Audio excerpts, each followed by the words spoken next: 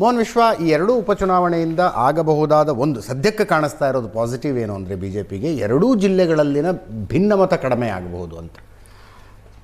ಅಲ್ಲ ಅಜಿತ್, ಇಲ್ಲಿ ನೀವು ಭಿನ್ನಮತ ಅದು ಒಂದು ಪಾರ್ಟ್ಗೆ ಅದು ಬಿಕಾಸ್ ಪಾಲಿಟಿಕ್ಸ್ ಅಂತ ಹೇಳಿದ್ರೆ over all it's A package impact ಮಾಡಿದ್ರೆ ಅದು ಅಲ್ಲ ಅದು ನಾ ಹೇಳೋದಲ್ಲ, ಓವರ್ ಆಲ್ ಎಲ್ಲಾನು ಇಂಪ್ಯಾಕ್ಟ್ ಆಗುತ್ತೆ, ಅದಿಲ್ಲ ಅಂತ ನಾ ಹೇಳೋದಿಲ್ಲ. ಬಟ್ ನೀವು ದಾವಣಗೆರೆ ಸ್ಪೆಸಿಫಿಕ್ ಅಂತ ನೋಡಿದ್ರೆ ಜನ ಬ್ರಾಡರ್ ಸೆನ್ಸಲ್ಲಿ ನೋಡ್ತಾ ಇರೋದು ಒಬ್ಬ ಕೂಲಿ ಕಾರ್ಮಿಕನ ಮಗ, ಆರ್ಡಿನರಿ ಪರಿಶಿಷ್ಟ ಪಂಗಡದಿಂದ ಬಂದಂತ ಸಾಮಾನ್ಯ ಬಿಜೆಪಿ ಕಾರ್ಯಕರ್ತ ಇವತ್ತು ಅಲ್ಲಿ ಚುನಾವಣೆಗೆ ನಿಂತಿದ್ದಾರೆ ವರ್ಸಸ್ ಸಾವಿರಾರು ಕೋಟಿ ಒಡೆತನದ ಒಂದು ಕುಟುಂಬದ 3ನೇ ತಲೆಮಾರಿನ 27 ವರ್ಷದ ಹುಡುಗ.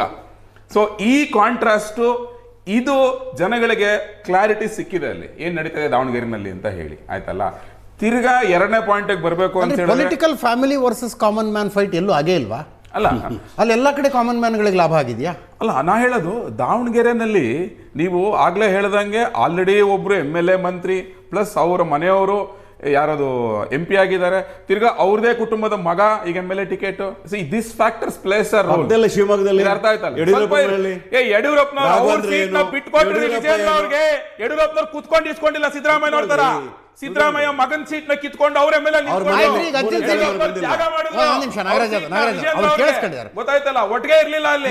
ಬಿಜೆಪಿ RSS ಅಂತ ಹೇಳಿ ಹೇಳಿ ಹೇಳಿ ಹೇಳಿ ಹೇಳಿ ಕಳೆದ 12 ವರ್ಷದಿಂದ ಮುಸಲ್ಮಾನರಿಗೆ ಬಿಜೆಪಿ ಏನ್ ಮಾಡಿದೆ ಅಂತ ನೆಗೆಟಿವಿಟಿ ಮೋದಿ ಅವ್ರು ಬಂದ ಮೇಲೆ ಇವತ್ತು ಅದೇ ಪ್ರಶ್ನೆ ದಾವಣಗೆರೆ ಯುವಕರು ಕೇಳ್ತಾ ಇದ್ದಾರೆ. ಒಂದು ವಿಡಿಯೋ ನೋಡ್ತಾ ಇದ್ದೆ ನಾನು ಈಗ ಸಾಯಂಕಾಲ ನೋಡ್ಕೊಂಡ್ ಬಂದೆ ಪ್ರತಿಭಟನೆಯಲ್ಲಿ. ಮೋದಿ ಅವರು ಅಂತ ಗುಮ್ಮ ಕೂಡಿಸಿ ಕಾಂಗ್ರೆಸ್ ಅವರು ನಮ್ಮನ್ನು ಹಾಳು ಮಾಡ್ಬಿಟ್ರು. ಏನಾಗಿದೆ, ನಮ್ಗೆ ಏನೂ ಆಗಿಲ್ಲ, ಚೆನ್ನಾಗಿದ್ದೀವಿ ದೇಶದಲ್ಲಿ ಅಂತ 12 ವರ್ಷದಿಂದ. ಅದು ಬಿಟ್ಟು ಇನ್ನೇನ್ ಮಾಡ್ಕೊಂಡ್ ಬಂದ್ರಿ ಇವ್ರು? ಹಾಗಾದ್ರೆ ಅವರೇ ನಿಮ್ಗೆ ಓಟ್ ಹಾಕಲ್ಲ ಬಿಡ್ರಿ, ಅವ್ರು ಅವ್ರೇನ್ ಬಂದ್ ನಿಮ್ಗೆ ಓಟ್ ಹಾಕಲ್ಲ. ನೋಡಿ ಪ್ರಶಾಂತ್, ನಾನು ಹೇಳೋದು ನಾವು ಒಂದು ಪಾರ್ಟಿಯಾಗಿ ಎಲ್ಲರ ಓಟು ಕೇಳ್ತೀವಿ, ಅದು ಯಾವ ಧರ್ಮ ಆಗ್ಲಿ ಜಾತಿ ಆಗ್ಲಿ ಅಲ್ಟಿಮೇಟ್ಲಿ ಅವ್ರಿಗೆ ಬಿಟ್ಟಿದ್ದು, ಆಯ್ತಲ್ಲ. ಬಟ್ ಇಲ್ಲಿ ಕಾಂಗ್ರೆಸ್ ಅಂತ ಬಂದ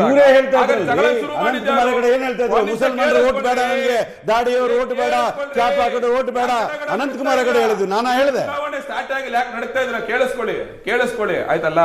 ಸೊ ನೀವ್ ಇಲ್ಲಿ ಈ ವಿಷಯನ ನೋಡೋಕಾದ್ರೆ ತಿರ್ಗಿ ಅಭಿವೃದ್ಧಿ ಬಗ್ಗೆ ಮಾತಾಡ್ಬಿಟ್ರು. ಏನ್ ಕೊಟ್ಟು ಮಾತನ್ನ ಉಳಿಸ್ಕೊಂಡಿದೀವಿ, ಗ್ಯಾರಂಟಿ ಕೊಟ್ಬಿಟ್ಟಿದೀವಿ, ಹಂಗ್ ಮಾಡಿದೀವಿ ಹಿಂಗ್ ಮಾಡಿದೀವಿ.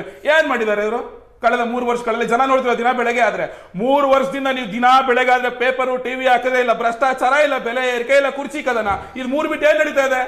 ಇದನ್ನ ನಾವು ಜನಗಳ ಮುಂದೆ ತಗೊಂಡು ಹೋಗಕ್ ಆಗೋದಿಲ್ವಾ?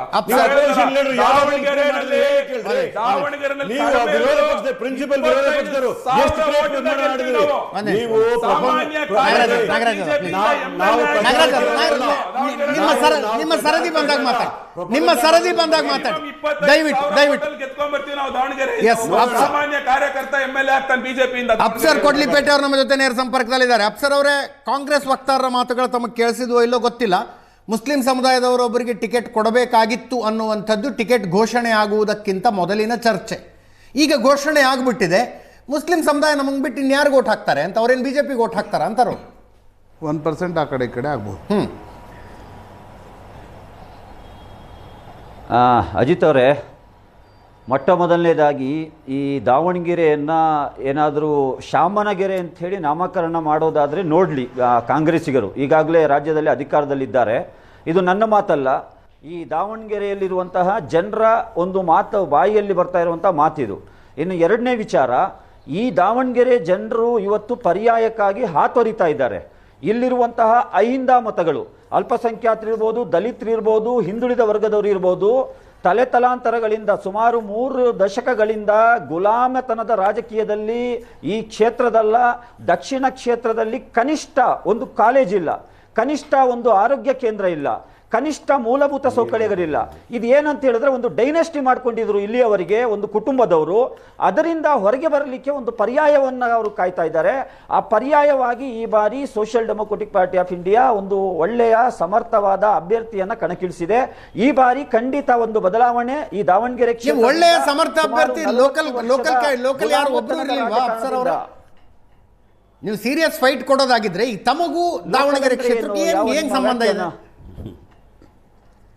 ದಾವಣಗೆರೆ ನನ್ನ ಹೃದಯದಲ್ಲಿದೆ ಅಜಿತ್ ಅವರೇ. ನಾನು ದಾವಣಗೆರೆಯ ಜಿಲ್ಲಾ ಉಸ್ತುವಾರಿಯಾಗಿ 3 ವರ್ಷಗಳ ಕಾಲ ಇಲ್ಲಿಯ ಪ್ರತಿ ಗಲ್ಲಿಗಳಲ್ಲಿ, ಇಲ್ಲಿಯ 10 ಸ್ಲಮ್ಗಳಲ್ಲಿ, ಇಲ್ಲಿ ಏನು ಅಲ್ಲಿಯ ಒಂದು ನಿರಾಶ್ರಿತರನ್ನ ಮಾಡಿದ್ರು, ಹೆಗಡೆ ನಗರದ ನಿರಾಶ್ರಿತರಿಗೆ ಬೇಕಾಗಿ ಬೀದಿಯಲ್ಲಿ ಇಳಿದು ಹೋರಾಟ ಮಾಡಿದಂಥ ಮಗ. ಸೋಷಿಯಲ್ ಡೆಮೊಕ್ರೆಟಿಕ್ ಪಾರ್ಟಿ ಆಫ್ ಇಂಡಿಯಾದ ನಾಯಕತ್ವವನ್ನು ವಹಿಸಿಕೊಂಡು ಅವರಿಗೆ ಬೇಕಾದಂತಹ ಹಕ್ಕುಗಳ ಕೊಡಿಸ್ಲಿಕ್ಕೆ ನಾನು ಕಳೆದ 8 ವರ್ಷಗಳಿಂದ ದಾವಣಗೆರೆಯಲ್ಲಿ ಕೆಲಸ ಮಾಡ್ತಾ ಇದ್ದೇನೆ.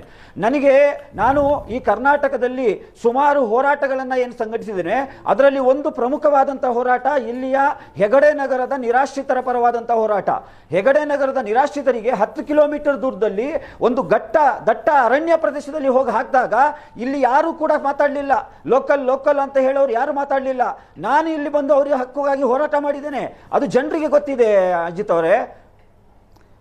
ಬಟ್ ನೀವು ನಿಲ್ಲೋದ್ರಿಂದ ನೇರವಾಗಿ ಆಗೋದೇನು ಪಾಲಿಟಿಕ್ಸಲ್ಲಿ ಅಂತಂದರೆ ಮುಸ್ಲಿಂ ಮತಗಳು ಒಡೆಯೋದು. ಈಗ OIC ಬಿಹಾರಕ್ಕೆ ಹೋಗಿದ್ರು, OIC ಉತ್ತರ ಪ್ರದೇಶಕ್ಕೆ ಹೋಗಿದ್ರು, OIC ಪಶ್ಚಿಮ ಬಂಗಾಲಕ್ಕೆ ಹೋಗಿದ್ರು. ಏನೇನಾಯಿತು OIC ಹೋದಾಗ? ಈಗ SDPI ದಾವಣಗೆರೆಗೆ ಬಂದಾಗ ಮುಸ್ಲಿಂ ಮತಗಳನ್ನು ಹೊಡಿತೀರಿ.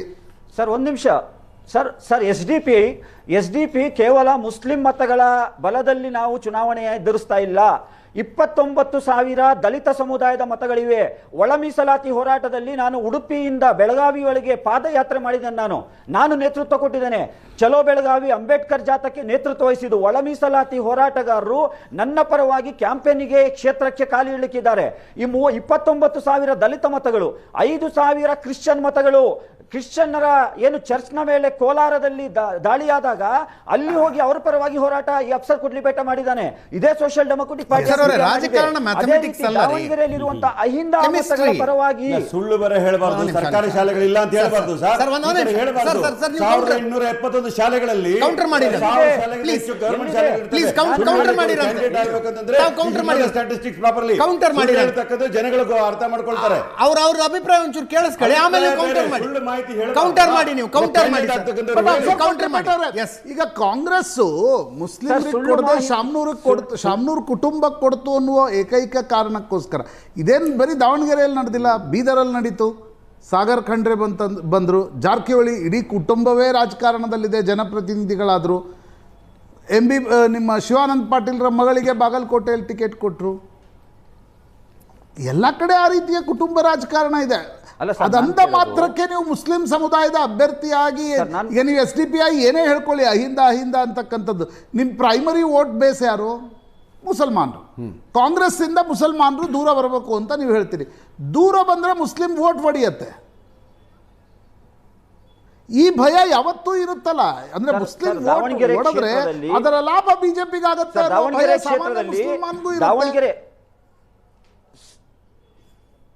ದಾವಣಗೆರೆ ಕ್ಷೇತ್ರದಲ್ಲಿ ಅಲ್ಪಸಂಖ್ಯಾತರು ಮಾತ್ರ ಅಲ್ಲ, ಪರ್ಯಾಯಕ್ಕಾಗಿ ಹಾತೊರಿತಾ ಇರುವಂತದ್ದು ನಾನು ಮತ್ತೊಮ್ಮೆ ಸ್ಪಷ್ಟಪಡಿಸ್ತಾ ಇದ್ದೇನೆ. ಇಲ್ಲಿರುವಂತಹ ಒಂದು ಕುಟುಂಬ, ಒಂದು ಡೈನೆಸ್ಟಿಯನ್ನು ಮಾಡ್ಕೊಂಡಿತ್ತು. ಇಲ್ಲಿಯ ಪ್ರತಿಯೊಬ್ಬ ಮತದಾರರು ಕೂಡ. ಹಾಗಾದ್ರೆ ಬೇರೆ ಯಾರು ಇಲ್ಲಿ ಅರ್ಹತೆ ಇಲ್ವಾ MLA ಕಂಟೆಸ್ಟ್ ಮಾಡ್ಲಿಕ್ಕೆ? ಒಂದೇ ಕುಟುಂಬದವರು ಆಯ್ತು ಸರ್, ಬದಲಾವಣೆಗಾಗಿ ಹಾಯ್ತೊರಿತಾ ಇರುವಂತವರ ಸಂಖ್ಯೆ ದೊಡ್ಡದಿದೆ ಅಂತಾನೆ ಅನ್ಕೊಳ್ಳಿ. ಅವರಿಗೆ SDPI ಯಾಕೆ ಆಪ್ಷನ್ ಆಗುತ್ತೆ?